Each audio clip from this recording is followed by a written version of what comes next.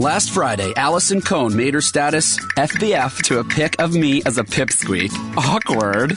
It got 59 likes and 12 comments. Impressive, Allie. Geico also has a comment on your Flashback Friday. Did you know Geico has been saving people money on car insurance for over 75 years? Bet you didn't even know they made cars back then. And if you think your flashback is awkward, you should see our pic. Hashtag blurry. Hashtag over 75 years of savings. Geico. 15 minutes could save you 15% or more on car insurance. Put your name on it. Just put your name on it. That's all I say. Be a man or a woman. Put your name on it. Well, I'd like to hear about it, potheads. How the fuck you gonna know how to be great if you don't study greatness? Look at the game tape. Donuts. If you wanna battle, it's either that you will or you won't. You know, you're not a bad-looking man, Mr. Gals. But you are, Blanche. You are in that chair.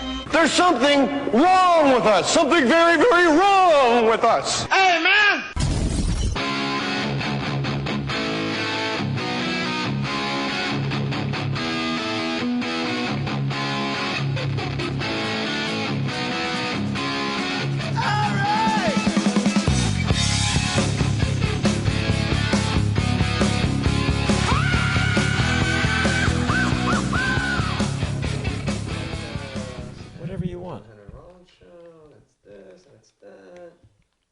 You don't mind if I videotape? No, you go ahead. It's like 1.5 minute increments. And then we blur out your face and change your voice, like on Dateline.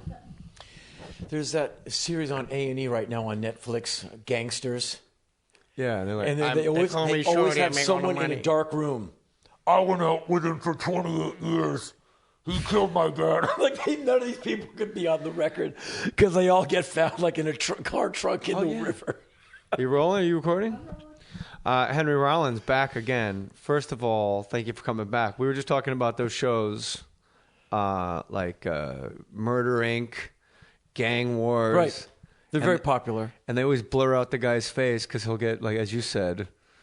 Oh, they'll get killed. Yeah. And there's this series, I guess an A&E series, and it's actually really well done. Drug runners, kingpins, queenpins, and the body count is really sad.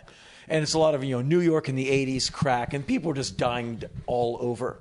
And where I come from in Washington, D.C., same thing. For a minute there, they called it D.C. Death Capital, because per capita, it was like the place to go get killed for nothing. And they always have these people, like, shrouded in darkness with... You can't know who I am. Yeah, and it's like some woman, but it's like pitched down. Like they modulate the voice. I was married to him for 8 years. All my best sketches, I think, are 25, 30 years after the fact. Like, I always thought it'd be great if, like, no, don't worry. We're going to modulate your voice. Nobody will know it was you. And then you have, like, a drug snitch. Just completely nothing changed. Like, you just film him, and then all you do is modulate his voice. And then the guy gets, like, he comes to you because he's going to get whacked. And you're like, we changed your voice. Yeah. What do you want from us? Yeah. He's like, but you didn't change my face. Well, Jesus Christ, if you're going to split atoms, who knew? Henry Rollins has his own podcast, Henry and Heidi. Yeah. Heidi's been filming you on the henryrollins.com website. For years. And odd things that people want to see Henry Rollins do. I saw you singing The Bitches Back by Elton John. And by the way, excellent job, my friend. Thank you, sir. Yeah, we have an iPad, as you do, and you can video. So we run errands all the time. We work at the office. And she's always turning it on. All of a sudden, I'm on. It's like, hey, and we're filming you. And she catches me off guard quite a bit. So the other day we're in the car and she turns on the radio and Break On Through to the Other Side by the Doors. We haven't aired that one yet. Comes on. And of course I just start, winging it. And she's filming it. And then we hit a traffic light and she pauses it. And Elton John comes on and I just start, goofing around. Because anytime there's a camera on, I got to start acting out. And so we posted it. You can post it on your website or whatever. And it's interesting the reaction you get. For us, we're just goofing around. It's all in fun. Who doesn't like Elton John? I'm a huge fan since I was like 11. Yeah. You get this email, like, who do you think you are?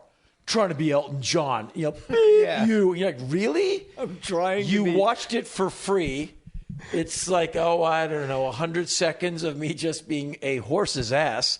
I offended you?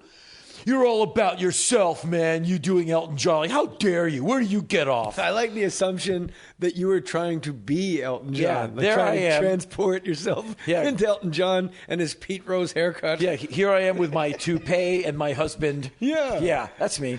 You know, I believe you guys know my husband, Heidi. Yeah.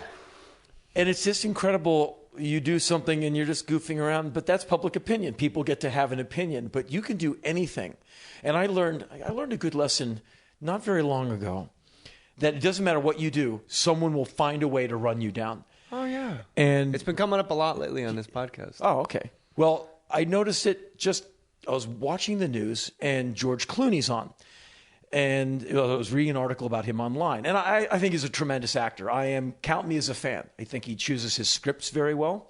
I think Michael Clayton, that movie, which I've seen 3 times, that was an Oscar that he was denied. Tilda Swinton got one because she's amazing and she killed it. And she looked like Ziggy Stardust. Yes. I met her once. She's tremendous. Yeah? Yeah. Cool. She is I always awesome. like to hear it. Yeah. Good. I interviewed her. She was really, really cool. Anyway, I'm a fan. So I read an article, and he's very kind of an aw shucks kind of guy. I mean, I don't know him. I'm just a fan. And they said, so wait a minute. South Sudan just became the newest country in the world. They broke from Sudan, and there's trouble on the border. And Mr. Clooney, you, with the money you make from that coffee thing he does, like little coffee cups you pour the water through, you've taken part of your money from that, which is probably an obscene amount of money, and you've put surveillance drones in the sky to monitor the border to make sure Sudan does what they said they were going to do with the border agreement. And you're helping people from getting killed just because you're cool like that. He went, well, you know what? It's a good thing to do. It's a new country. The border's unstable. He's been there. I've been there. And they need help. And it's true because Sudan is not playing well with South Sudan. And they're like, no, we're moving the border and we'll kill you if you get in our way. And all of a sudden, there's film surveillance. He's doing this just because he's a nice guy and he can afford it. He has a few odd dollars. So I find the postings underneath almost any article to be fascinating because when you can post with anonymity, you will finally write what you really want to say. Like if you can log on as like Patriot Squirrel number 141. Milkman 420. Yeah, you can be full frontal. Right. Here's how I am because no one will go. I know where you live. People are saying like, must be nice to be able to, fly some drones over a border in dispute. Ooh, like really? Damn, man, you can't do anything without someone going like, must be nice. I mean, you could cure blindness, and there'd be someone like, oh yeah, so you're the cure blindness guy. Way to go. Yeah. Yeah, way to go. You must now think you're Stevie pretty Wonder's cool. going to freak out because all these things to digest right before he dies. Way to go. But you know what? And Ray Charles had a whole life of blindness. Where were you then, man? Where were you? And so, where were you? You must reconcile yourself. Little basically. late, dude. Yeah. Nice one. Good timing. You must reconcile yourself to the fact that no matter what you do, you will let down someone in this life. You will anger someone. And you could be Mother Teresa, like nothing but goodness and light. And someone like Mother Teresa, she cut in front of me at Denny's. I mean, like someone will find something. I know it was her. She owes me $40. And so my wife had a great take on the internet. She said it's the world's largest bathroom stall. You scroll whatever you want and you just move on. And then you come in a month later and you're reading and you go, hey, what did I do? How did I get in this? Yeah. It's just a giant bathroom stall. And, if you're smart, you'll find times to not be on it. Because there's a whole life out there. You could read books. You turned me on to Black Spring by Henry Miller. And I got to tell you, my friend, first page, I'm like I don't know what the correct word is. It just swallowed me whole. Yep. First page. And especially, I had it out. The boys you worshipped when you first came down into the street remain with you all your life. Yep. And that whole nostalgic but bittersweet sort of acidic tongue way that Henry writes about just those guys, those older boys, those boys, like if you were 10, they were 13 or 14, and your need to impress them and be around them, and you can remember their names, like changing your They pocket. knew the world, they did. and you didn't. And every once in a while... And he describes them completely, like one guy's on the roof, like jacking off, and he's a preacher's son, and he's crazy. He winds up walking off a goddamn pier. Yep. But he like idolizes those guys. And when I read that, that's the first page and a half. Yeah. And I went, damn, Henry Rollins did not steer me wrong. Read Black Spring by Henry Miller. It's a good one. You know, and Miller wrote, like 9 feet of books. And I've read about 8.5 of them. I don't think they're all necessary, in that when he came back from Paris, and Black Spring was written in Paris when he was like starving and lean and, really living wild. He came back to America, became successful later when his books were no longer banned. And as an older guy, you see him in Playboy playing ping pong with a naked woman. He's just kind of having an amazing, crazy life. And he came to Pacific Palisades to live. And he wrote a lot. And it's very happy and kind of fluffy. But the real meat of Henry Miller was all the writing in France. George Carlin lived here, too. I move here when everybody moves out. He's dead. They're both dead now. Yeah. I got to figure out, I got to do like a cursory search of who's in the Palisades now. Actually, it's your attitude, Chris. All right, Jay. Well, why did I say Chris, because we were doing walking earlier. Was it that? I'm you sorry. interviewed me on the Henry Rollins show. Is there a question that you wish you did ask at the time that you forgot? Maybe I told you this, Jay. I apologize for that. I don't care at all. What do I care, no, Mike? It's not nice to offend people. Yeah, I'm offended. I was kind of humana in front of him. First of all, I've read Get in the Van 3 or 4 times, and I know how you are, like sitting media, any types of things like this. So just the fact that you're here twice, I feel kind of like... I was very pleased. I was pleased when the call as well. came in. I was like... So you calling me Chris, I could give a shit. Heidi, the boss, said... she said, hey... another Jay Mohr podcast. I went, wow, okay. Well, that's cool. Because I really enjoyed the last time sitting right here with you. But when I interviewed Walken, I was a little intimidated because he's so Walken all the time. Of course. Yeah, you meet him and he's doing that thing. So either he's not acting or he's like that all the time. And we were all kind of like, wow, because we're all such fans. And I was kind of... He's out there. I was like, how do I approach this guy? Because he's coming from a different place. And I was like, and I just kind of sat there and froze. He looked at someone off camera, someone of the crew, and went like, you should be getting this. Isn't he great? And I'm like, I'm dead. I'm a dead guy. Like when you were stuttering and stammering? Yeah, I was like, and he's like, isn't this great? Look at him. And I'm like, really? I'm the dead guy in this interview. I'm the schmuck. He was breaking your chops? Yes. Like he was that with it. it? And I had barely spoken to him yet. I'm like, oh, man. But I pulled it out. I pulled it out. I made it work, but it really... I saw that when the Henry Rollins show was up and running. Yeah, they probably edited it out. But it came across really well. Well, I warmed up. But I must say, he put me off my game. Because anyone else comes in, and you're like, hey, okay, good, let's sit down and do this. Yeah, and he came in like, okay, where am I sitting? And then we're going to, get in the chair. Yeah, but on chair's funny. Do you have a restroom? I need to use it now. Maybe if someone could get me a cookie to bring with me to the restroom. He when you want to hear a funny? Well, of course you do. Please, yeah. The year before I was at Saturday Night Live, he never hosted when I was there, but we did. We were lucky enough to do a movie together way after the fact. But the year before I hosted, when you pitch ideas to the host on Saturday Night Live, you go to Lauren's office on a Monday night. Lauren's at his desk, and there's 2 chairs. Like, you're Jim Downey, the head writer. You would sit in that chair. I'm the host. I sit in this chair, and the entire writing staff sits on the floor. It's the serfs and the landowners. You are a serf. You're sitting on a carpet, crisscross applesauce, and then you go around the room, and everybody pitches their ideas. And then when it's all done, Lauren will go. You're hosting, for example. Henry, is there anything you'd like to do this week? Anything? And you would say. No, it's, because you're not going to start pitching ideas, right? So Christopher Walken, the whole time they're pitching ideas to him, is just staring out Lorne Michaels' window, and he's not paying attention to anybody's pitch. And people are like, hey, I got this idea where you live at the top of a truck ramp, those runaway truck ramp, and the whole room's and he's just staring out into space, into the ether. And then finally Lorne goes, and it's like an hour and a half, 2 hours to pitch, because everybody's got ideas, and there's 40 writers. And he goes, Chris, is there anything maybe you'd like to do this week? And then Christopher Walken, for the first time, just gets back into his body and goes, bass suits are funny.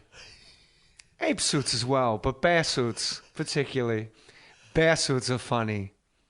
And everybody burst out laughing, and he got a look on his face like, what the fuck is so funny about that?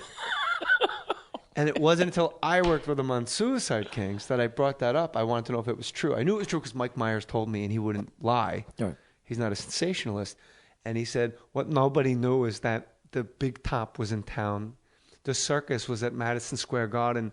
And I was just looking out the window thinking about the circus and bear suits. So for me, it was a logical leap, but they thought I was crazy. But that was his bear suits are funny, ape suits as well. That's all he had for the whole week. He is out there. Yeah. I want to ask you, speaking of getting the van, 2 constants: no money, no sleep, and then sleep becomes like this mistress that kicks you in the nuts. Yes, it's the elusive. It's the ether you chase. It's but you said you hate always... it because you need it. The what? You said you hated sleep. Yeah. Because you need it. Yeah. Well, it doesn't need me. Right. I need it. And we were, very ambitious. And so I used to think I was a hard worker when I was doing minimum wage jobs where you just knock yourself out. And then I joined Black Flag, which was like boot camp. Because I could do a 12-hour day at, some job where you're doing the same thing over and over again for hours. But in Black Flag, all of a sudden you're doing 18-hour days, waking up at 4 a.m. with a fake credit card number to call England to get a tour going. Just all this stuff you had to do, or all of a sudden, you're like, okay, I'll just do that without sleep. And you realize that you can push yourself further than you ever thought you could. And it's not pleasant. You're like, wow, I really need to sleep. And we're playing in an hour. Okay, 2 sets. It's Texas. It's going to be about 120 degrees in the room, and I'm going to try not to pass out. Oh, just lost the drummer. Clonk, he passes out. And which one? Jeez, you guys were like Spinal Tap for a while. Yeah, we were a hard band to be in. A lot of people had just left. But sleep became this thing that we would talk about, like, yeah, there's a day off. And I trained myself to sleep anywhere. So I was used to a bed. I was raised middle class, normal, Sears and Roebuck underwear, a Sears and Roebuck bunk bed. I was SpaghettiOs in the Washington Post, a normal boy. And I came out to California, and all of a sudden I'm sleeping in folding chairs, sleeping on hard floors. Under cars? Yes. And you would sleep in deck chairs of hotels that you weren't staying at. And it's hard to get used to, but you get so tired, you would be sitting somewhere, and all of a sudden you wake up, you're like, whoa, did I just fall asleep? And you kind of learn to just make the floor your home. You would have been a great soldier. Just dig a hole and lay in it. They get more sleep than you got in Black Flag. Yeah. But that's how those days were. And when you're 21, 22 and mad, you can accomplish a lot because your rage keeps you up and your youth keeps you up. I mean, I don't know how old you are. I just turned 54. And I'm nothing like I was at 24 in that I don't have anywhere near that kind of stamina. I got to pace myself. But that's what I wanted to ask you. Like, now you go on the road, you're doing speaking engagements and stuff. And obviously they're going to put you up someplace nice. You're a celebrity, whether you want to admit it or not. So you wind up at the Four Seasons. Let's say you're at the Ritz-Carlton in New Orleans. Is it actually hard to fall asleep amongst all the opulence and the thread count sheets? Is there like a Henry Rollins that leaves that and kind of lays on the floor next to it? Here's what I do. And you'll laugh, but this is true. This is why podcasts are so perfect. Usually I sleep fully clothed without, no boots on. But usually I shower before I go to bed so I can just wake up and go. Get the hair somewhat together so I don't look like I just woke up in bed fully clothed. So I will sleep on top of the bed without a blanket or sheets. Why? Put a pillow over my head because I can no longer sleep without something covering my head from so many nights being on tour, sleeping at some guy's house in the middle of a post-show party. You put something over your head so beer or bong water or something doesn't spill onto your head as someone steps over you to flip a record. And to this day, I can't sleep without like a sweatshirt over my head or a pillow or a blanket. I need head covering because I don't want your bong water on my head, even though there's no bong water that's ever going to be spilled on my head in my house. Okay, you're alone. We'll mix it up. You're at the Four Seasons in like San Francisco. You're doing a reading.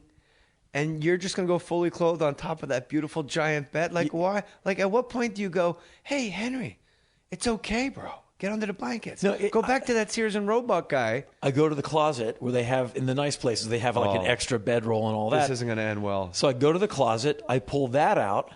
One of the blankets. No, one of the blankets.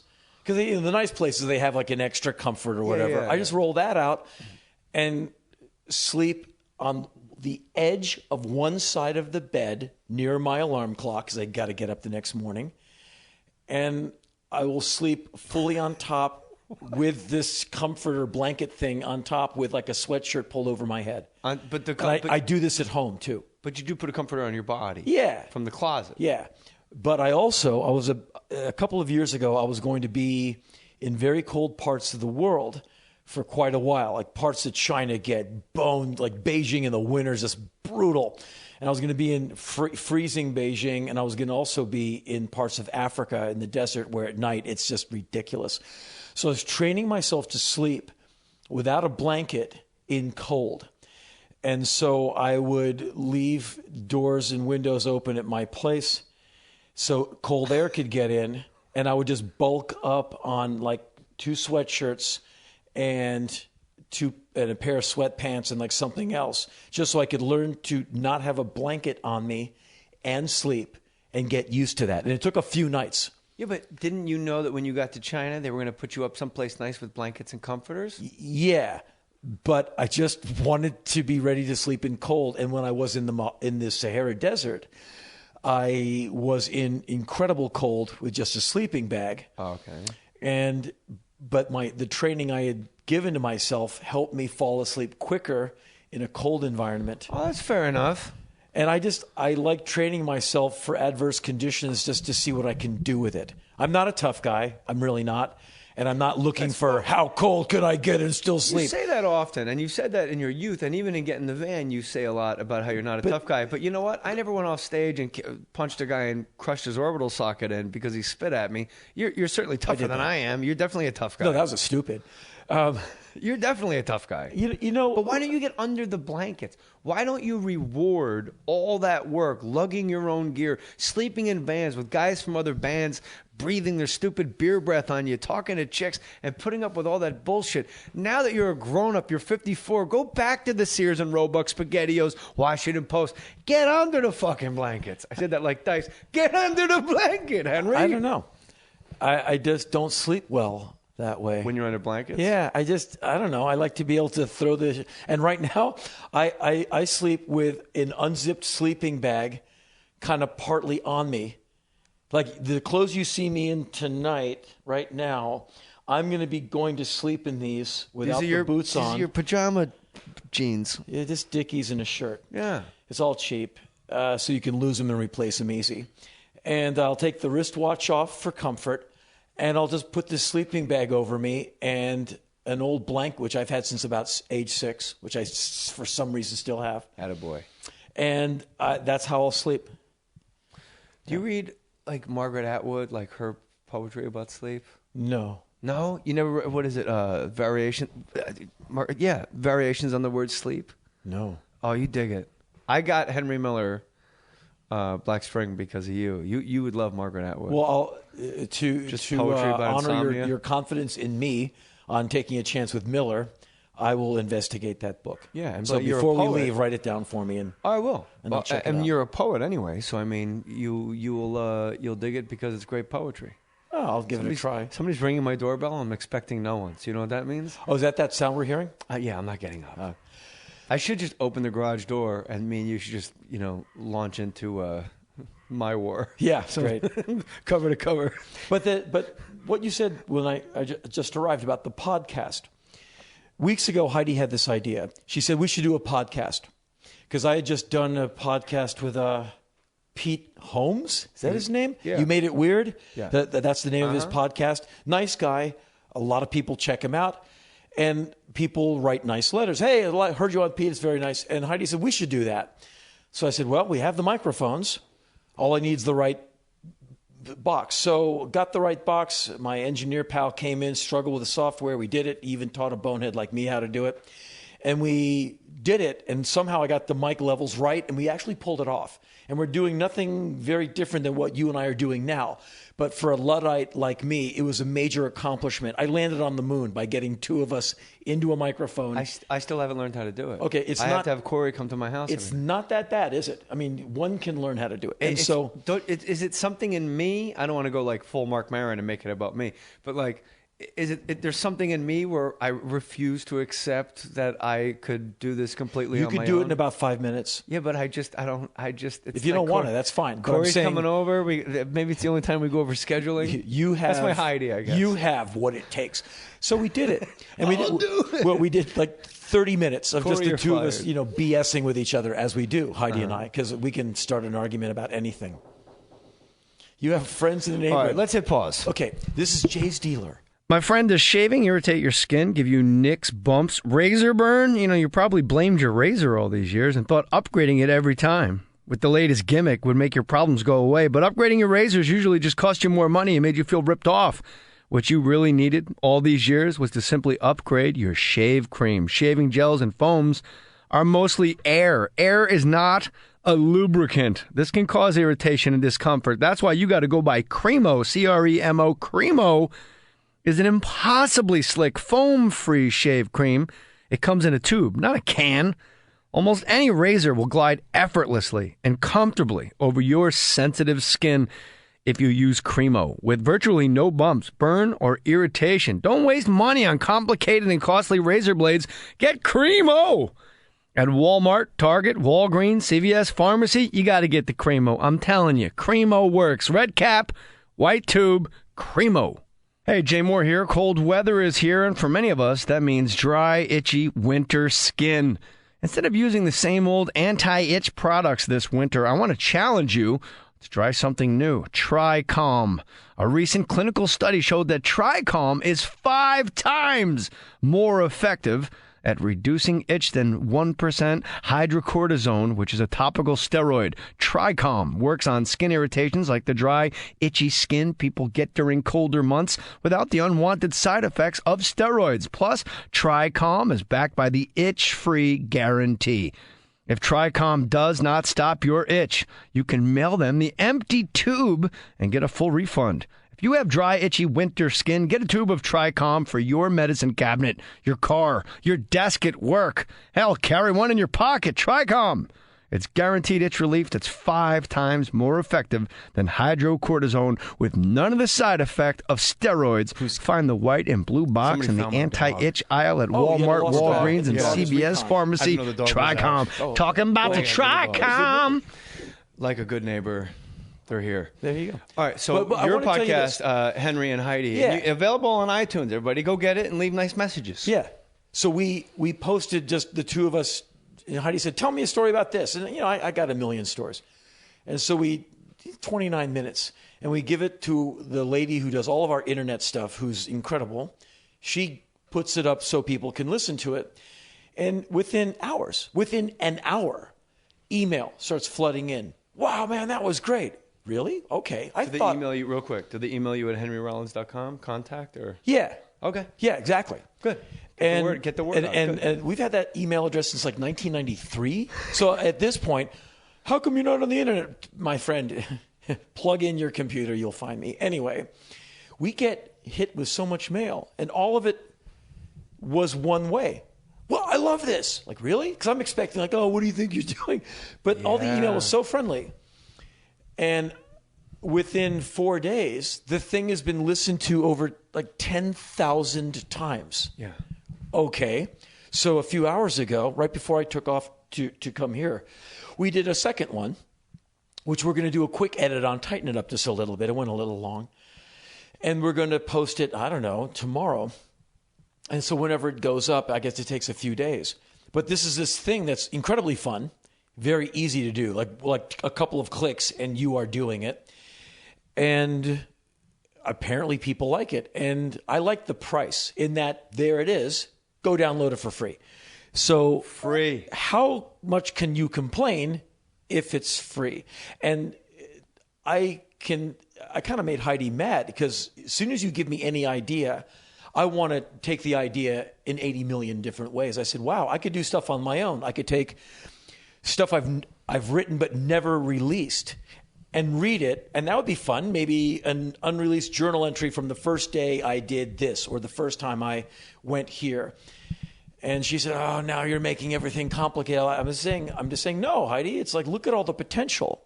Because I'd love to just have a forum to post something of just me saying something. Content. Yeah. Yeah. And if it's free, I love that deal. I love the idea of like, here's something for free. Don't complain. It's free. And I guess people can monetize things, and I have no problem with that.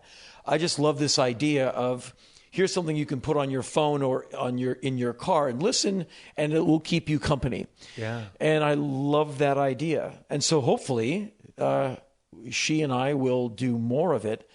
But it's are you gonna have guests? Or are you gonna have like your friend? Because you. Well, that's the thing. I have 2 microphones now. I now can.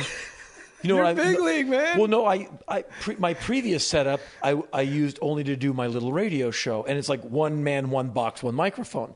But now that I have 2 mics, and I have some nice SM7s, which are really nice sounding. Yeah. But then where does Heidi go if you have a guest? Well, I'm just saying, I could, because I do my radio show out of my office and send the parts to my engineer.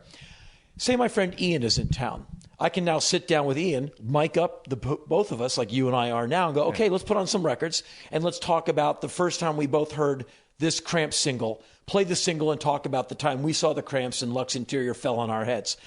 Which is, the man sadly has passed away, Lux Interior, one of the greatest frontmen of all time. Yeah, leopard-skinned top hat. Oh, it's amazing. Tough to beat. And just one of the greatest singers ever. And I have every Cramps bootleg I've ever seen. I'm such a fan. I've never heard him not be in perfect voice. He was kind of uncannily good, yeah. And I think that kind of potential is really exciting to me.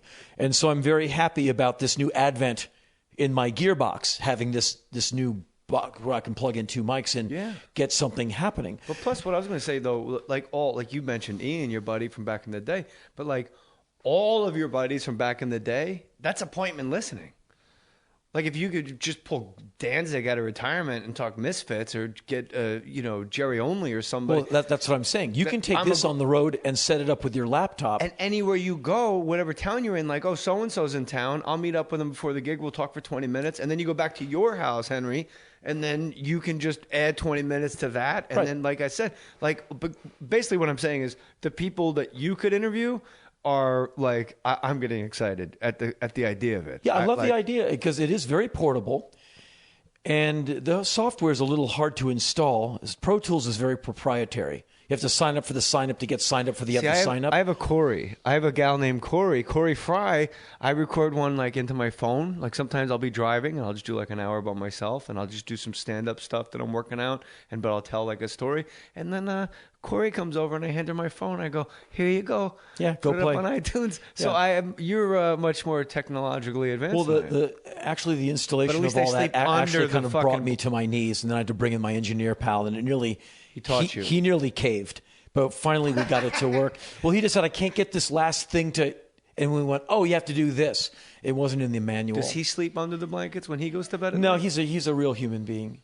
I wanted to be. You have things you wanted to ask me about, but at some point I have. Ask me whatever you want. Well, I have something. I have one other question, and then it's all. I have 2 more questions, and then you want to flip it? Well, there's a thing. As soon as I got in the car after I met you, and we met you the second time, and did this podcast, on the way home, I was like, oh! And I almost wanted to turn around and say 2 words to you.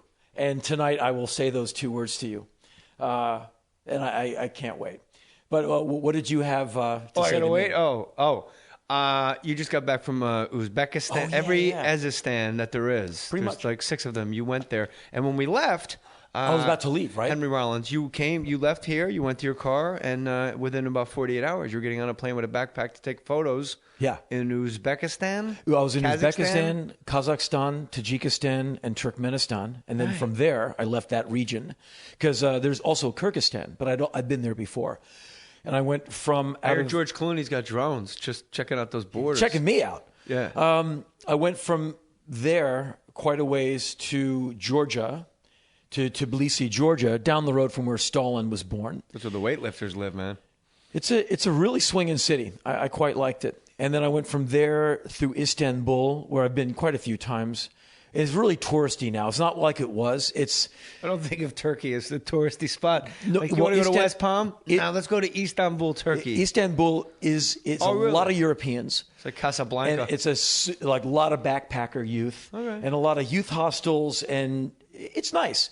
But I've been going there since I was young because my mom took me there when I was a boy, when it was really wild. Hold on a second. Your mom took you to Istanbul? Yeah. When you were a boy? Yeah, when I was, I don't know, like 11. Yeah. She's like, hey, you don't want to go to school today? Because I got to take no, Christmas vacation. She was like art woman. So we're going to go to Greece and we're going to see the Parthenon and this museum and this gallery. And then from there, we're going to go to Istanbul, Turkey and dig the city and check that out.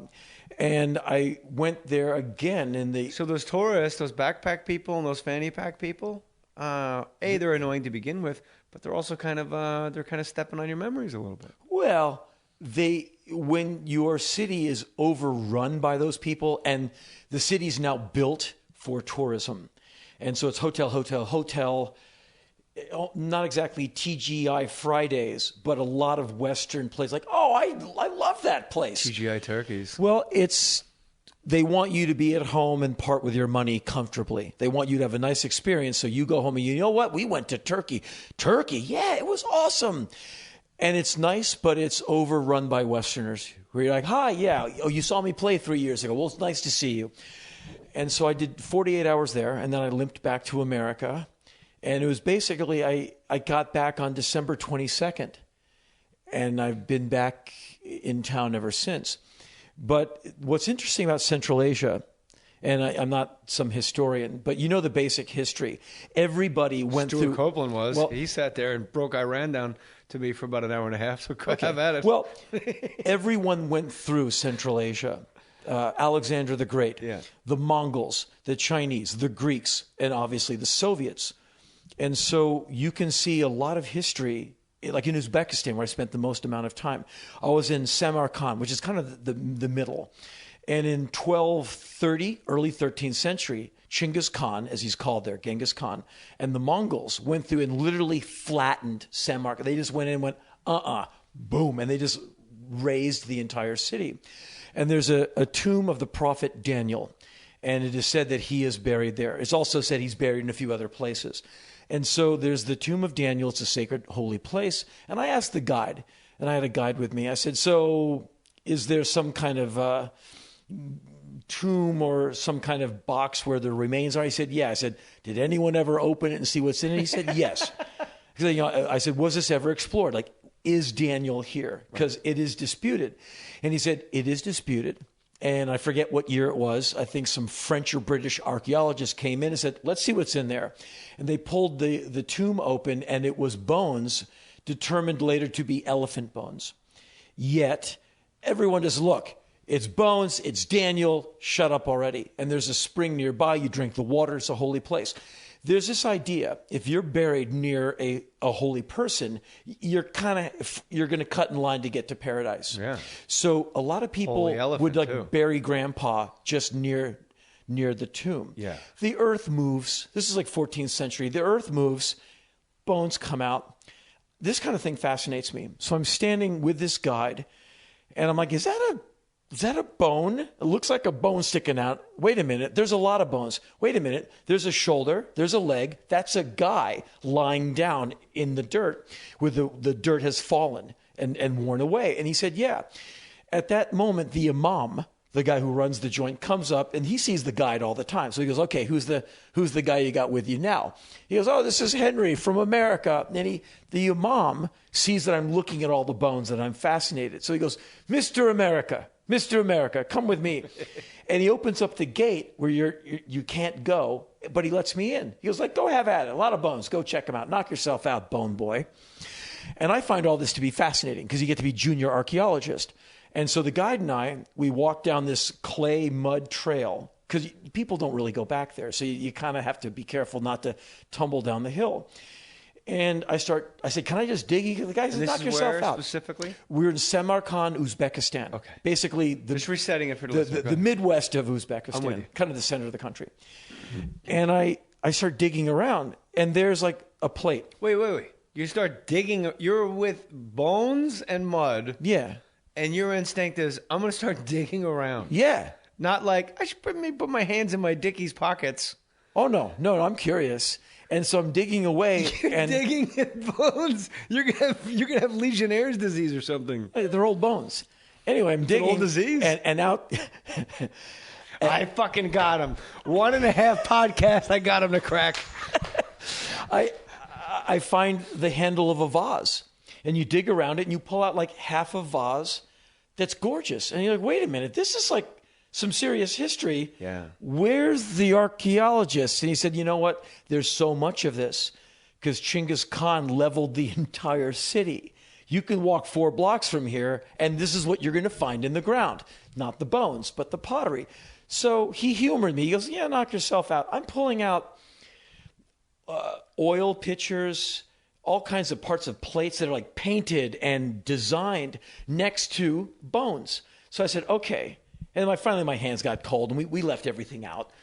I said, okay, we're walking back to the car. I said, what did I just see? What centuries are we talking about? He said, the bones, 14th century. The clay bits, 13th century, 1230. Whoa. AD, I guess. I guess it'd be AD. And I said, 1230? He goes, yeah, Genghis Khan. I said, really? And then he said, yeah, he leveled this. You're seeing basically what the Mongols did to Uzbekistan. It was in your hands today.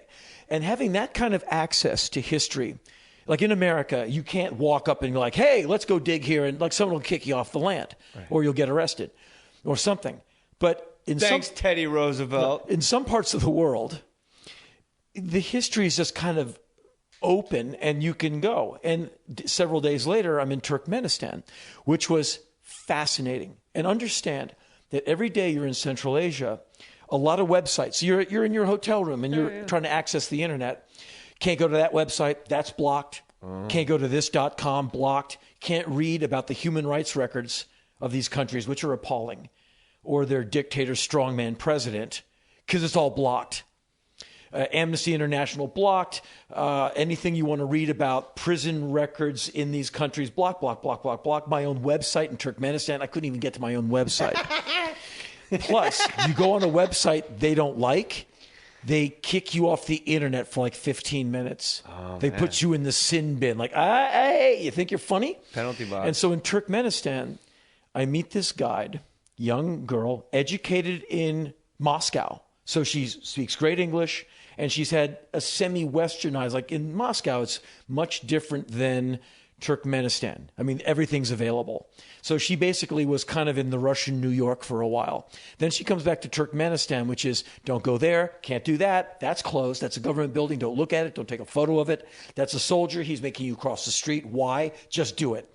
So we're walking around, and she has nothing to show me but memorials of our independence from the Soviet Union, and look it up sometime, or don't. Do what you like. Jay, it's your world. Do what you want. But, I do what Henry Rollins says. But Turkmenistan holds the capital city, the name of the capital city. Corey, maybe you can look it up. I'm forgetting it right now. It holds the Guinness Book of World Records for white marble used in buildings. So everywhere you look, it is nothing but white marble buildings with mirrored windows with gold frames. Government buildings, you drive down like these multi-mile streets. There you go. Is it Ashgabat? Mm-hmm. Okay, I guessed it before you handed me that. Ashgabat. We're in Ashgabat. You couldn't let her have it. Well, no, it came to me. Anyway, you're driving by these massive buildings, like crazy-sized buildings. No humans out front except for soldiers. No cars. No, nothing. I go, what's that building? Ministry of Transportation, Ministry of Agriculture, Ministry of Weather. What? And like I said, is anyone in those buildings? Because you can't see. Right. And it became fascinating, this idea of a government that is so huge, it's invisible. And I said, is everyone in Ashgabat, the capital city, employed in the government? Because there's no one on the street. There's no cars on the road, really.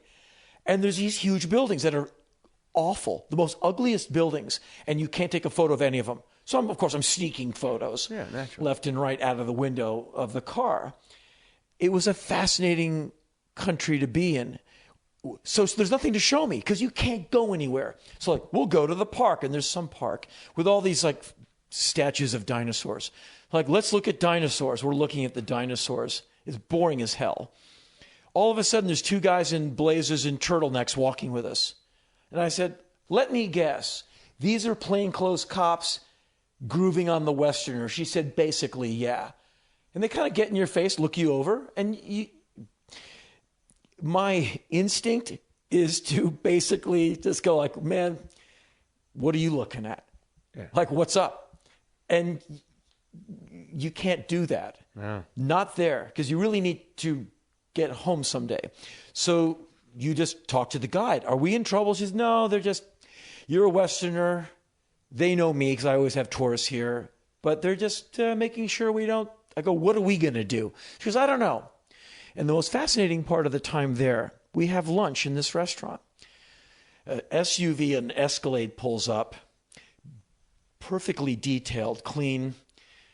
These guys get out, and they look like scary knuckleheads, like guys who just like break your head open. And the car pulls away. They have a driver. They come in. They're obviously wise guys. And they sit down, and the waitresses come over and just start fussing. They make quite a fuss. And I said, maybe too loudly, do you have mafia in this town? And she's like, and they all looked up and looked at me, and she went, yes, yeah.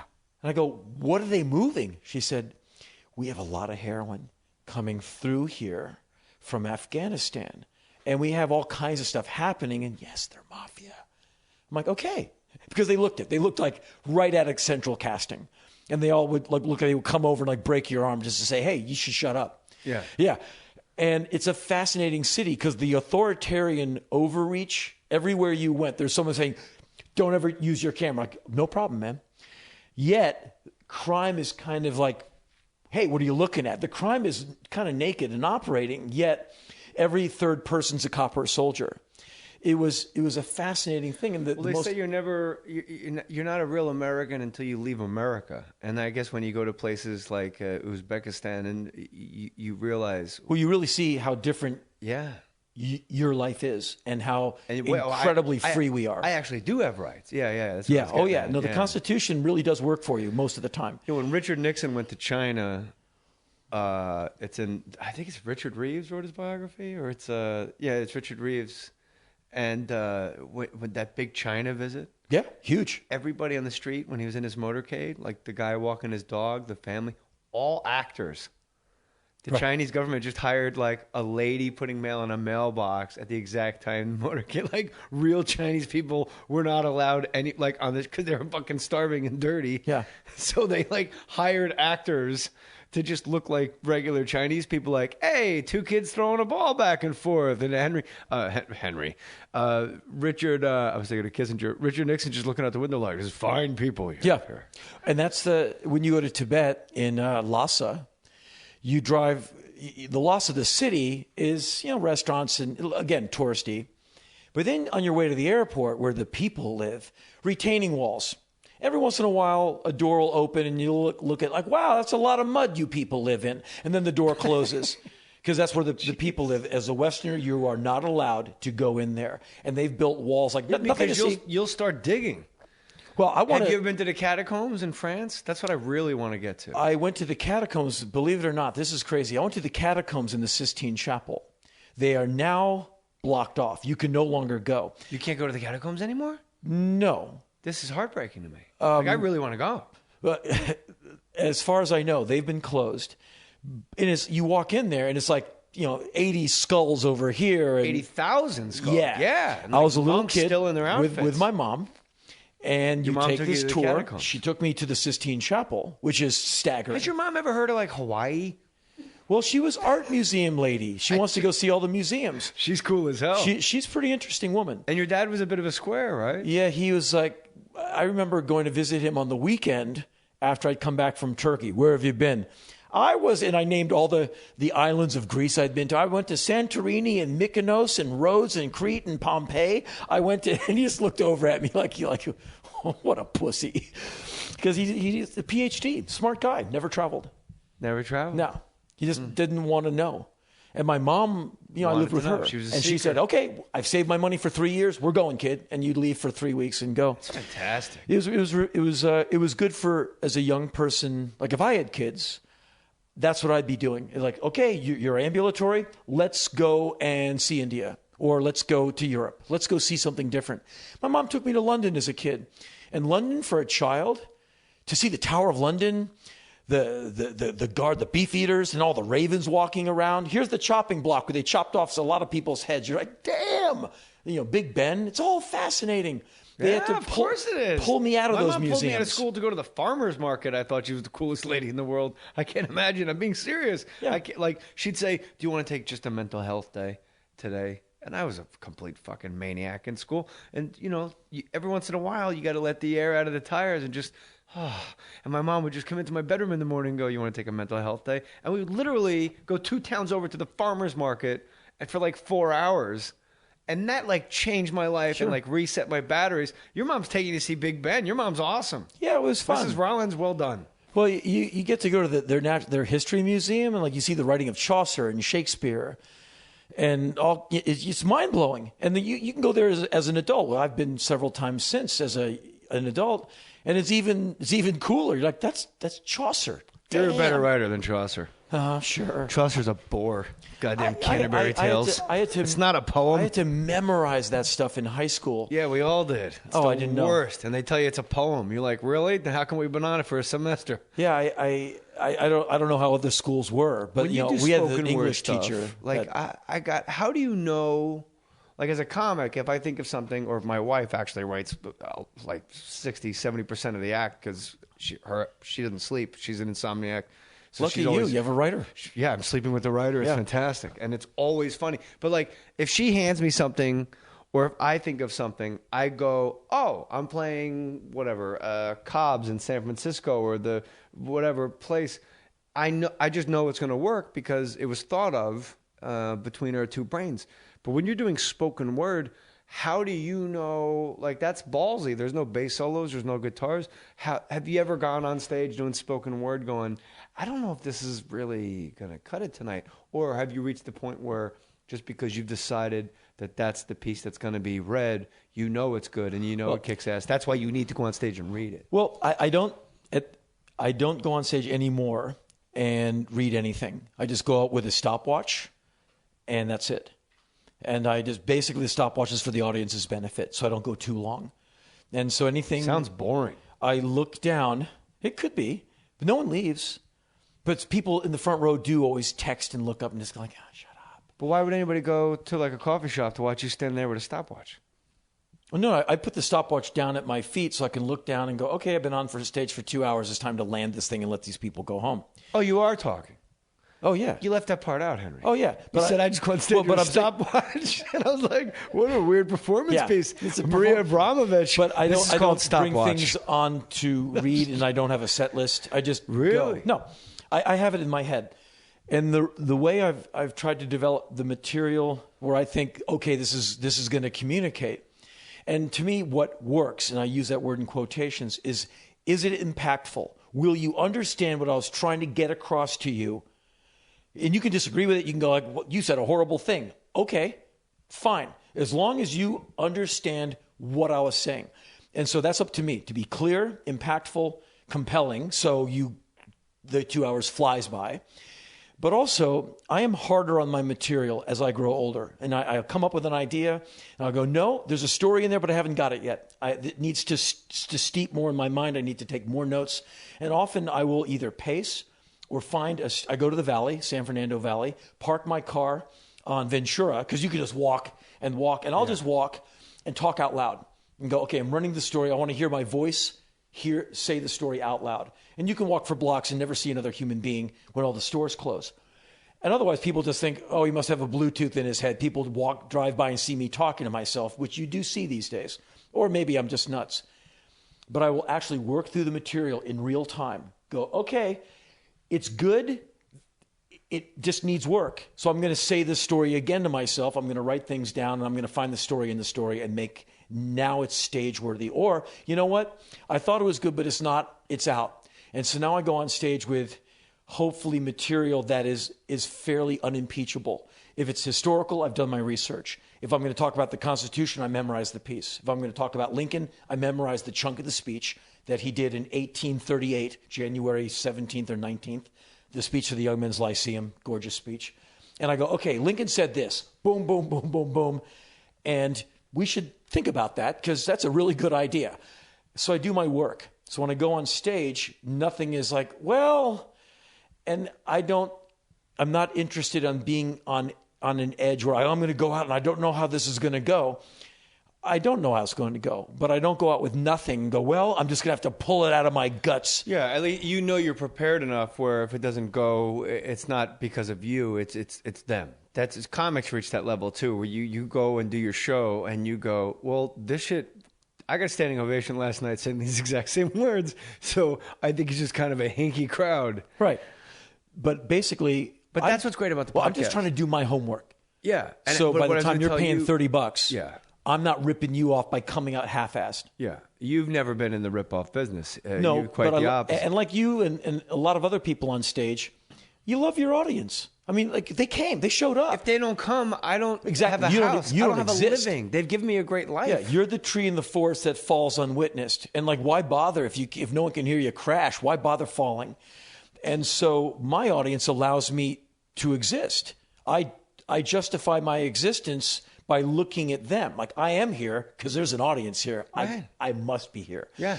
I can't serve them weak broth. I got to give them the best I've got. But music. Henry, that's what's great. That's why it's great you're doing a podcast. And it's Henry and Heidi. You get it on iTunes, anywhere. And anytime, if you get an episode up, and tweet it or text me, and I'll make sure I retweet it so we can expand it. But what's great about a podcast, it's appointment listening. People are listening to me talk to you, already have my sense of humor, and they go, oh, Henry Rollins again, good, I like the last talk. So like everything we're talking about and all the guests, it's appointment listening. So people that are subscribing to your podcast, those 10,000, 20,000, and it's going to be 100,000 by the end of the month, whether you like it or not, it's appointment listening. So the comments are going to skew so much more positively than in any other form of social media. Well, it's not being forced upon them. Right. And I love that. It's an elective. No one's twisting your arm to make you listen to this. One more question, and then you can ask me the questions. But you only have one question for me? You can ask me anything you want. Oh, okay. Well, I just had this thing that you and I have something in common, and I can't wait to hear what you have to say. You made zero money for so long, which always surprised me because of the amount of people in the audience when you're playing these places, especially like when you hit like 1985. Yeah, but they're paying $6. All right, but still, I mean, comparatively to a guy that fixes air conditioning, you would think, Black Flag, there's money to be split up at the end of the gig. That was not the case. No. What I wanted to ask you, I don't want to know what you made. That's your business. I'll tell you. It's no problem. No. I want to know what was it in your life where you went, wow, I'm like making like money. Oh, I can tell you all that. Okay. In the Black Flag days, from 1981 to 1984, we got either $5 a day. I'm not kidding. And you would look at a Denny's menu, and you would just sit there. It was like, okay. When you listen to the music, you're like, how can I do this? There's no money for these people. It's the fucking soundtrack of our lives. And so, yeah, well, but I know you're starving in your van, and DOA, the great band from Canada, they're flying by. They're starving too. I mean, all these bands, everyone is just like eating their own fingernails, and so. In 1984, you'd get this weird staggered. We called them the dole. You get your dole. You get $5 one day. Who gave it to you? One of the road crew. He just had the wad of cash. Did it come from the record company or did it come from the clubs? It came from us. We're on the tour. We're living on the tour, and one guy has all the dough. But who gives him all the dough? He does the business at the end of the night. Okay, so he just has it in his pocket. So you get $5 one day, and either $7 and $7.50 the other day. It makes no sense. We were just crazy. And then 1985, I forget what we were getting a day, like $15 a day. And then in 1986, we were all making $150 a week. And I don't know how that amortizes into 2015 money, but it was pretty good in that you could buy some records, you stayed fed, you could function. Yeah, but because none of us were paying rent. It's disproportionate though, because you were filling rooms because of the trade. Like nobody, like the air conditioning guy, maybe he doesn't make as much money as Black Flag in 1986, but he's not. There's a lot of air conditioning guys in the Yellow Pages at that time. Yeah. But like if I'm going to the Palladium to see Black Flag, there's 1,000 people there. You're the reason they've assembled. You True. would think it'd be a little more. But also, I was never privy to the breakpoint, what the gate was. There's a little bit of I forget what's the conflict of interest, I think they call it. The old bass player, Chuck Dukowski, became the band's manager. He and the guitar player, Greg Ginn, started a touring company who booked our tours. Yeah, they're double dipping, right? So Greg gets his salary. Yeah. He also gets a percentage of the tour because he has a tour company that he said, hey, I'm a tour company. And we all went, okay. Because all I know is $150 a week and a punch in the mouth every night at 8 p.m. And so I don't know how much money was made. All I know is that's what I got. It could very well be other people in the hierarchy were doing better. All I know is that's what I made. And so I started my own band within months of Black Flag breaking up. Rollins band, was that early? Yes. 1986. You didn't Black come Flag on broke up in July of 86. Yeah. By October of 86, I'd done my first solo record. By April of 87. You didn't come on my radar solo till like 8. Wow, I didn't even know it was I hit the ground running because I realized yeah. if I don't hit the ground running, I have to get in front of this and keep going. Mm-hmm. If I wait for like 2 months and have a pout, it goes by. I'm done. Yeah. So the day Greg Ginn called me and said he quit, which was odd, I wrote 2 songs that night. Within a few weeks, I was in Leeds, England with a buddy of mine who became the guitar player in the Rollins band, another guy from D.C. who's living in Leeds. I called him. I said, Chris, because we'd always promise each other, one day we'll make a record together. I go, Chris, Black Flag's broken. He's like, great. Give me 2 weeks. I'll get a band together, come out here, and we'll just write and record out here. I'm like, man, I'll try anything.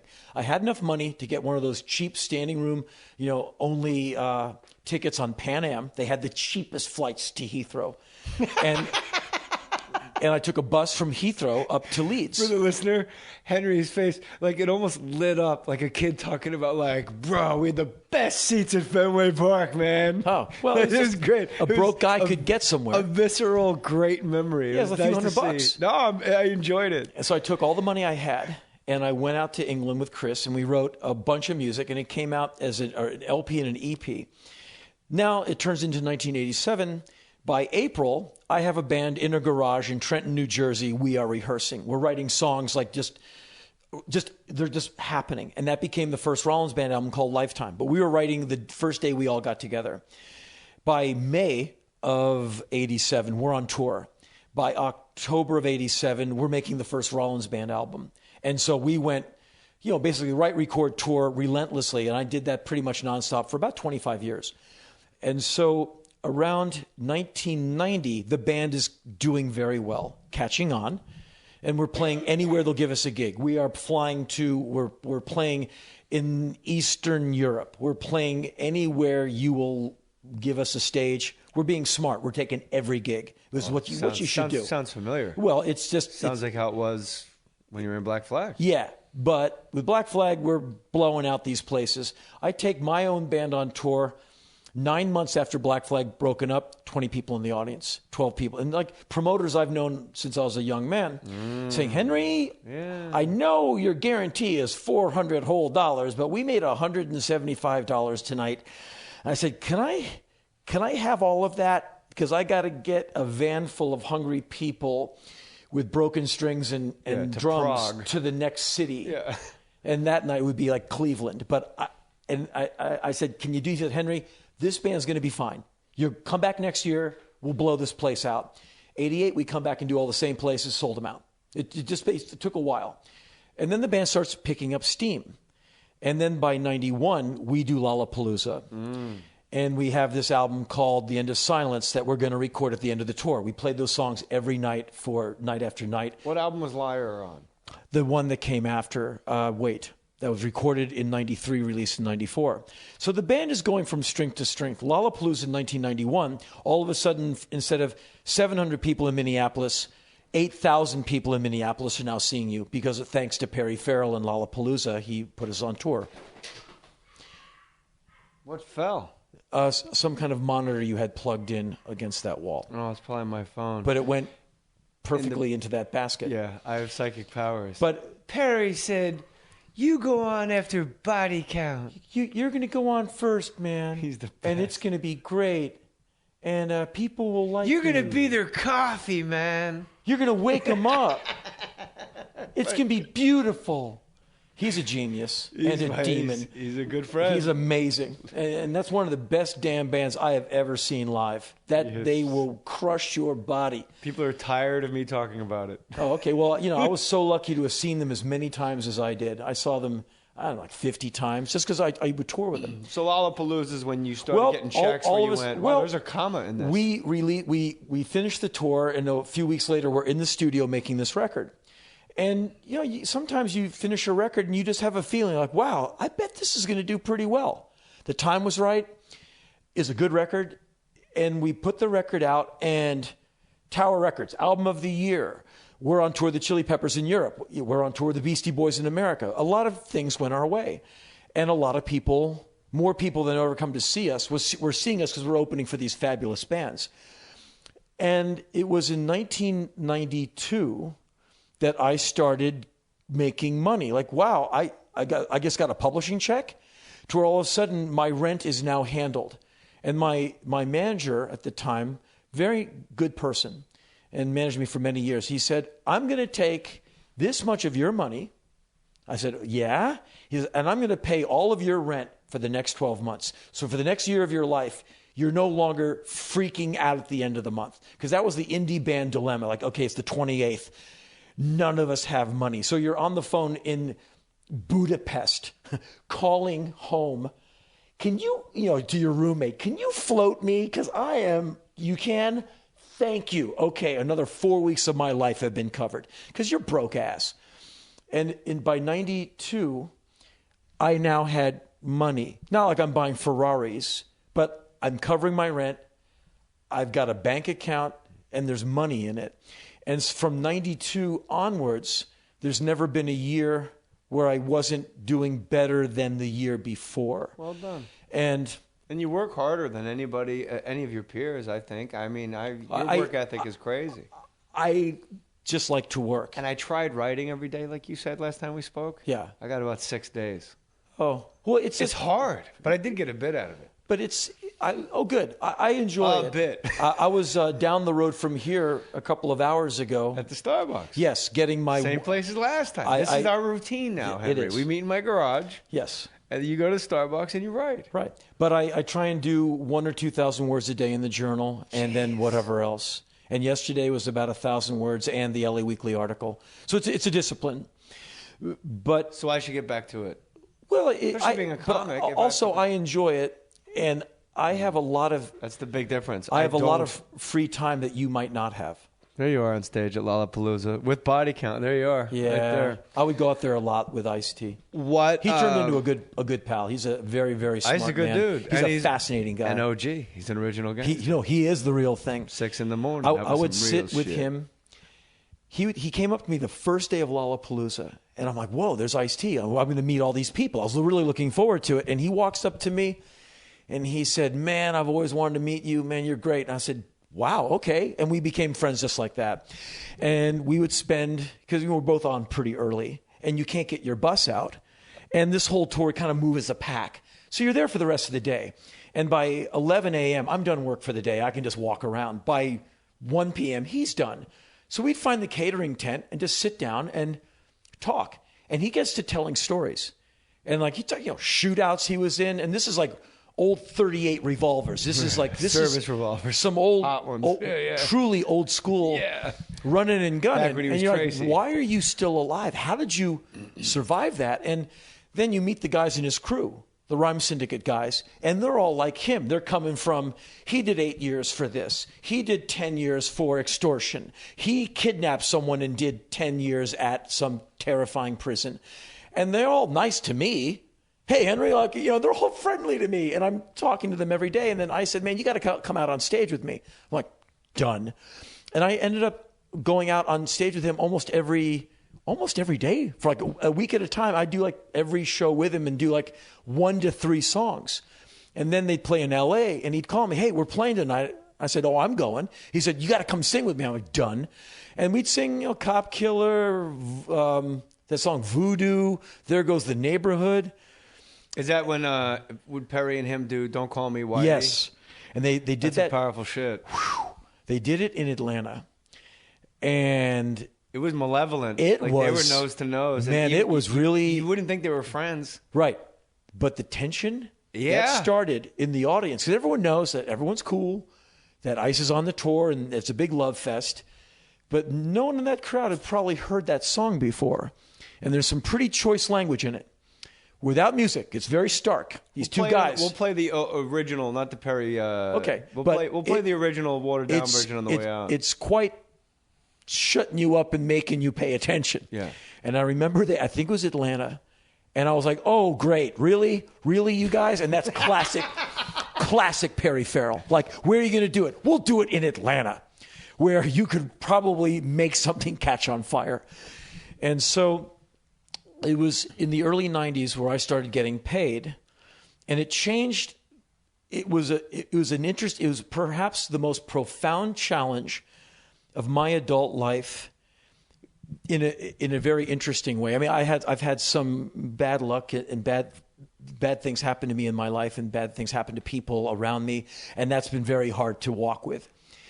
But one of the biggest challenges I've ever had, and I feel like such a jerk for saying it because but is handling money, handling being rich, basically. I can't say it any other way and make it not sound as crass as that, and not be coming into comfort or not kind of putting my head where it doesn't shine, where the sun doesn't shine. Like, how do you keep it real? Like, you can. I saw a great interview with Bruce Springsteen. To keep it real. Keep it right. Well, but I saw a fascinating interview with Bruce Springsteen, who I'm very convinced is probably a really good guy. And he said, man, I went all over America trying to find a place to live. I made a lot of money, and I just couldn't find the right house. And then I figured out I just can't justify living in a nice place, knowing what I know and seeing what I've seen. So I finally just said, look, anywhere is fine. But I just put it off for so many years just because I can't. How can I write a song about working people from a $10 million house? I'm driving a stolen car down on Eldridge Avenue. And a guy like Springsteen would have a problem reconciling. Yeah, he sleeps under the blankets too, Henry. And that's fact. He can do whatever he wants. I'm a fan. I think he's a good man. Great writer. I've never seen him live except for one time, and I thought it was awesome. But what I'm saying is, it's been an interesting challenge. And Leonard Cohen once said to me, Leonard Cohen spoke to me once. Let's just take a time out. That's like huge for me. I was quaking in my boots. Pretty cool. And I introduced myself to him. I said, "How do you do, sir?" He goes, "Henry, I'm very well aware of who you are." I was like, "Okay."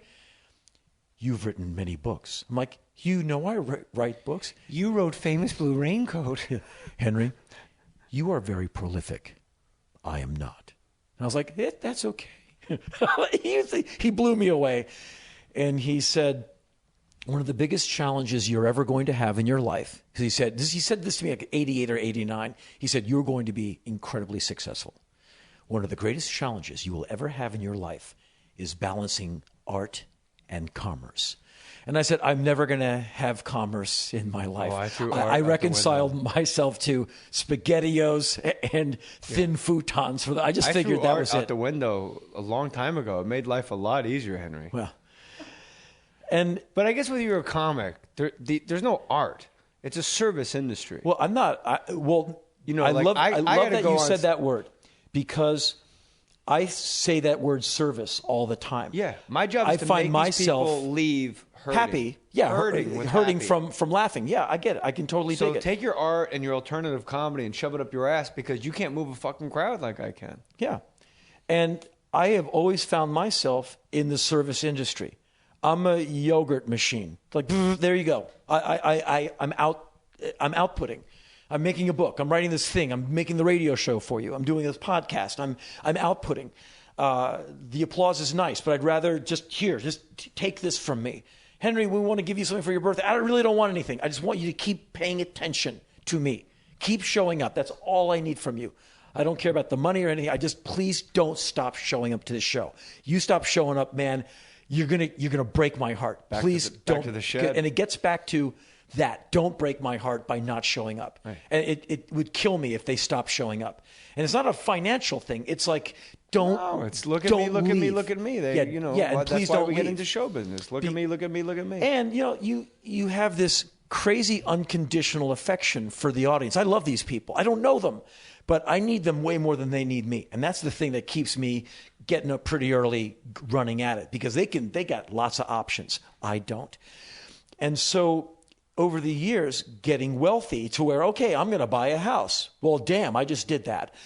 And having that kind of mobility, how do you stay focused, thin-skinned, thin-blooded, and like still angry to get it done when you can afford to fly business class or first and, just kind of live differently? Thankfully, my lifestyle is not a lot different than how I've ever lived, in that I do pretty well money-wise, but I still microwave my food, the way you see me dressed, the way you're probably the same like me. You just want to get the work done. You don't need the trappings. You just want it. Because I'll sleep in a Motel 6. I'll sleep on your couch. You know what's in my contract rider? No. I need a bottle of orange Gatorade. There you go. And you know what's in my contract rider? Little Visco. What? I have nothing. Nothing? I bring everything myself. Really? Yeah. It's just that. So TMZ found your contract rider. Yeah, read it. Oh, yeah. Because when I'm touring with a tour bus, you've been on a tour bus. I got my little kitchen. I've actually never been on a tour bus. Okay, well, there's a microwave. There's a little kitchen area. I'm microwaving my pasta there. If I want a cup of coffee, I'll make it. I'll bring in my own. So sometimes the venues, they're very nice. Can we bring you something? Oh, nope, I'm good. I got this. I got my water. I got my Gatorade. It's so funny you say that, because I always say to the promoters and the people at the theaters and the clubs, and corporate gigs especially, I always say, if I'm not the easiest person you've ever worked with, then I failed. That's what I try and do. And then the next 24 hours, you just prove it. They're like, you don't need anything? You're like, no. What time's the show? 8. What time would you like us to come get you? 7:55? Yeah, we just walk downstairs into the ballroom. I'll be ready. I pride myself on being the easiest production you've ever had in your venue. I love that. And every once in a while, I'll get someone new in my crew, new merch guy, and I sit him down. I go, okay, this has probably been said to you by the road manager. And I know that you're a good guy. Otherwise, my road manager wouldn't have hired you. Right. And my road manager, thankfully, is a shrewd judge of character. And I've had great crew people for the most part. I said, you represent me. You're going to be selling merch to my audience. If you want to read any of these books, that's fine. If you don't, let me give you the Cliff's Notes on the 3 books you'll be selling. If I ever hear one thing of you were rude to anyone, even the showrunner, the day runner, if you're rude to any of the people who come up and buy a T-shirt from you, if I hear one thing, you and I are going to talk again, it's not going to be good. Please, man, you represent me. No writing on the walls.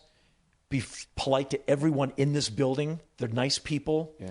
They're going to take you to a hotel. They're going to take you to the gym. They're going to be nice to you. And they work harder than we do. And believe me, a lot harder.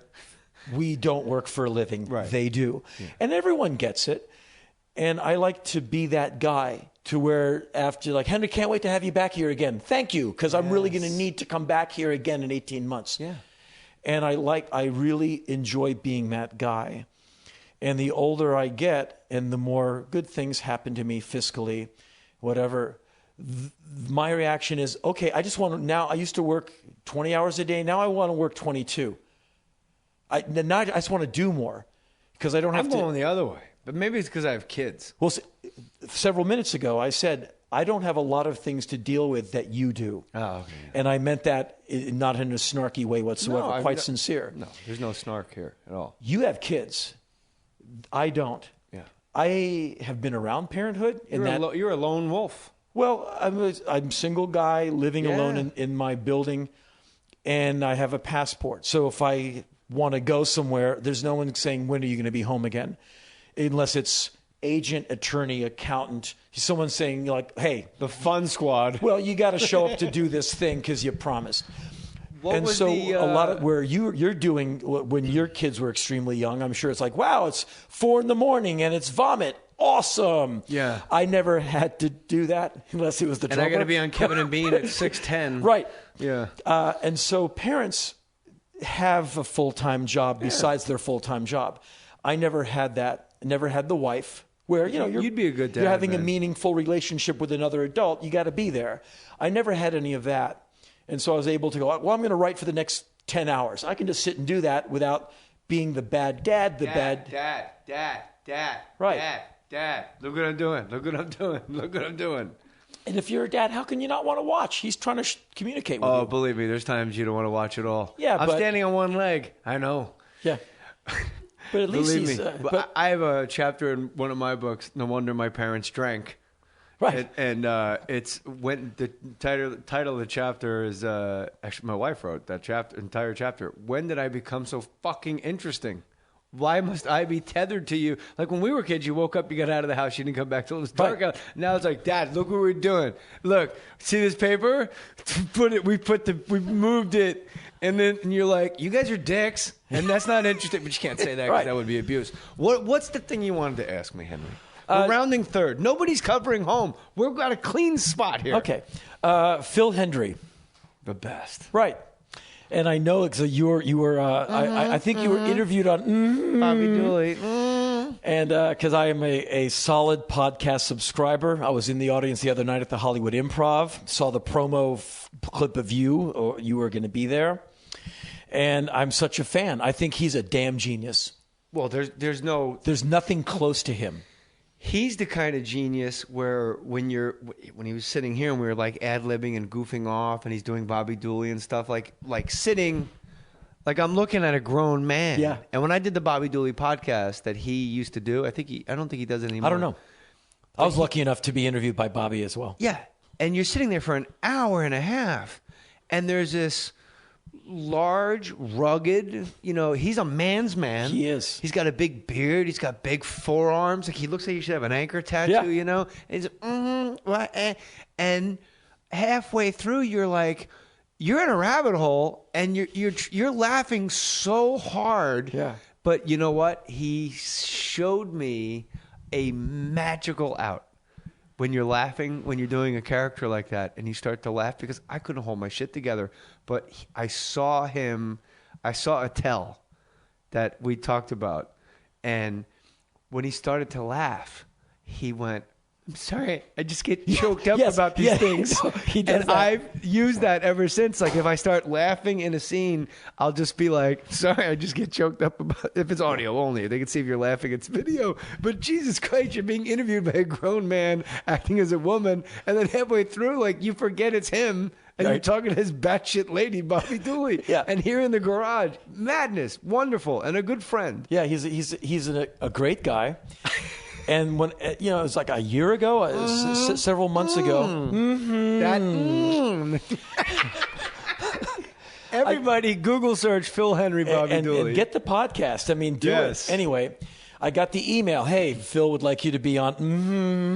And I fairly jumped into my car and just like drove at him immediately. You I was listened to his so radio happy. show for so long. I've been a fan for 10 years now. Yeah. And so I meet him and we do the thing and he said, I've always wanted to meet you. I had a boyfriend. I wanted to see Black Flag because I love that song, Black Coffee, Black Coffee, Black Coffee. And he had tickets to see ELO or like some awful, arena rock thing. And I wanted to go see Black Flag, and he was jealous that I wanted to see you. And so I said, I want to see Henry Rollins and Black Flag. He wanted to go to the Forum and see whatever it was, Styx. And, of course, I said, I'm not going. I'm going to go see Henry Rollins, chair, door, table, chin, eye, broken rib. And I said... stop hitting me, door, refrigerator, floor. like the boyfriend's beating the hell out of him. And I said, Bobby, that's awful. So obviously you stopped seeing him. We got married 6 weeks later. I said, I guess you didn't go to the Black Flag show? No, we went to go see Styx. It was great. It was great. And towards the end, I said, like, Phil said he sat across from you on an airplane flight from Chicago to L.A., which probably happened and I didn't know. And, of course, I can improv with anybody. I said, yes, I was sitting near him, and he had his hands in his pants. He was playing pocket pool. I said, like he was training for an Olympic sport. Yeah. And I said, did he have the magazine with the she-males? I said, I've never seen a picture like that. I didn't know there's magazines like that. It's like, Phil loves she-males. It was just the most bizarre hour of my life, and I left sore from laughing. Did you ever see the YouTube of me and him at just off the cuff right here in the garage? No, I'll find it. Because he likes you. He talks about you. I love him. I'm trying to talk Bobby into doing a scat film, like German. Like I'm going to, like glass table, and I'm going to defecate. And she's like, so I just, and she just keeps, like she is playing completely naive. Like, I lay under the table, and then what happens? And then I just keep explaining it, and it gets more and more perverse. And he just plays ball. He's the best. You know what? That's what's great about podcast. Guys like you, guys like me. Now, right before I go to bed, I'm going to text my friend Phil Henry and say, me and Henry Rollins were just talking about you. How are you, my friend? Oh, good. That's what's great. Yeah, I wrote him. I saw him at the Hollywood Improv, and he does this amazing one-man show where he just goes into character and talks to non-existent people. Like Margaret Gray is working on a dance routine, so she's with the band. And so she's like talking to the piano, like, what did you say, Cliff? Yes. And a do-do-do, and a 1, 2, 3, and a 1, 2, 3, 4. And everyone in the audience is like, you saw there's a few people, they're in on it. They're fans, they got it. And like they all brought a friend who like, what is this? And you see, like for the first 5 minutes, people didn't quite understand what it was, and then they started getting it. And by the time he did Coach Vernon Dozier, he wants to talk to his mama. He did this routine where he's busting the chops of all the guys in the locker room. I'm going to tell you right now, Leonard, look, I'm making you do doubles tomorrow, and I'm only putting you in the first lineup because I owe your dad $40. You know, Carmen, sit down. And like, it was flawless. And he's like looking basically off camera at this imaginary bunch of like, sullen 15-year-old, junior varsity football players. Like, I got a graveyard out there. You're going to dig your own grave tonight. I was like, I got cars with their headlights on. You're going to see the last night of your life digging a grave. And you're never going to see your mama again. And I wrote him the next morning. I said, Phil, it was all great. But Vernon Dozier was like coming from another place. He's brilliant. And he's doing a show at the Irvine Improv. And I'm thinking about, driving out there next month. If I'm not working myself, I'd like to go just watch him do it again. Just because he's so fun to watch him just like get up there and work. I've never seen him do it live. Damn, man, it's so much fun. And it's about time he's up there doing it live. Yeah. Good for him. And you can tell he's really excited because it's a new thing for him. Yeah. But it is amazing, those friends that aren't in on it. When you stare at the sun at first, it kind of hurts your eyes. Yeah. It takes a while to get through the center of the sun, and that's what he's doing. Yeah. But for those listening, it's Hendrie. That's his last name, Hendrie. Phil Hendrie. And you can go to philhendrie.com, and you can listen for free. And just go to Phil Feed, PHIL, and it'll say free stuff. And you can listen to one of the podcasts for free. Podcast for free. And you get Henry Rollins' podcast for free. Everything's a lot of new, if you sign up, things. you can get all the other stuff, which I do. The premium content. You get like 1 million hours of material. And so that's always fun. But your podcast, Henry and Heidi, comes out what day? Every what? We don't have a schedule yet. You got to have a schedule. Let me give you one piece of advice. You got to have a schedule because they start to rely on it. They go like, every Tuesday. That's what I want to do. Yeah. Just so you can go, it's Friday. Yeah. And so what we want to do is do it on Tuesday, do the 72 hours and have it post Friday. Start the weekend. There's your podcast. You're in traffic. You're getting off work. You're happy. Henry and Heidi, if you want. And so we're going to try and do it with regularity, either Monday or Tuesday. So every Friday, consistently, it's on. Yeah. Even if we have to stockpile them and like send in like do 2 in a day or whatever and just have them ready. We're just very excited about the idea that someone cares. And it's the best damn thing about being the performer type. When you have an audience, and we discussed it before in this hour, but it's just, I'm 54. I've been in front of people on stage since I was about 18. I've never gotten over it. I've never gotten cured of it. If anything, it gets worse, where I just want to be in front of those people worse than ever. And the idea of a new way to get through to them. Yeah, but now now somebody in Singapore can just download you. Absolutely. Some expat. Like I get emails from Australia and New Zealand, people in London. This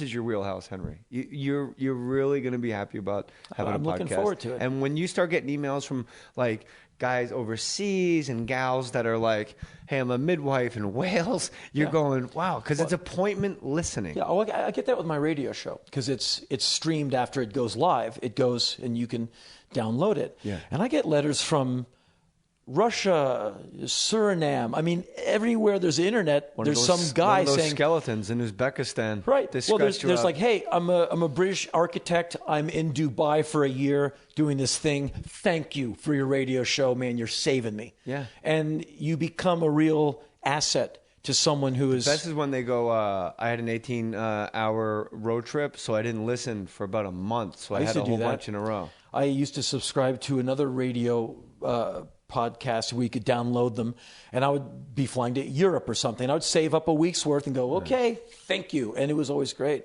Right. It's a great thing. Well, your podcast will come out with regularity when you pick a day. Yeah. And I'm going to hand this to you. My wife wrote this for you to read. Margaret Atwood, Variations on the Word Sleep.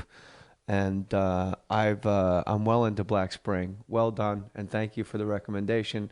Henry and Heidi is the podcast, henryrollins.com. Any book, any of them, you will get your money's worth. This is a hardworking man. And you know what, my man?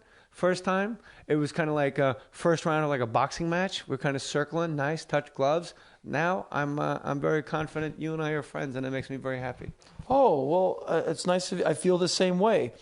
And I just felt really bad as we were talking the first time we kind of met, where I didn't really get it at first. Because I don't like being disrespectful to anybody. No. Even people I don't like, I at least like to be respectfully. We got that out of the way. I know, but I was like, wow, that was a bad opportunity. Look, we now have Phil Henry. Yes.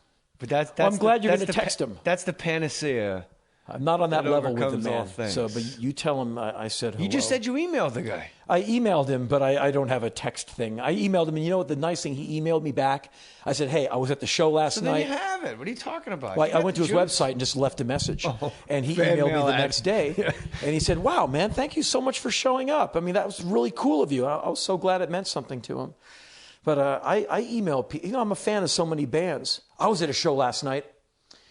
I was up until I got home this morning at like 1:05 in the morning. There's I don't know how much you dig on music. Like if you like buy records and have a lot of music in your life. Okay. There's a guy, and forgive me if we talk Corey just about told me I'm running out of room on my phone because I got too much music. There you go. There's a guy named Ty Segall. No. The guy makes a record like every 6 months, and there's not one bad one in the bunch. And he has like this band, this band, this band. And there's another guy named John Dwyer who has a band called the OCs. TheOhssees. Say it again.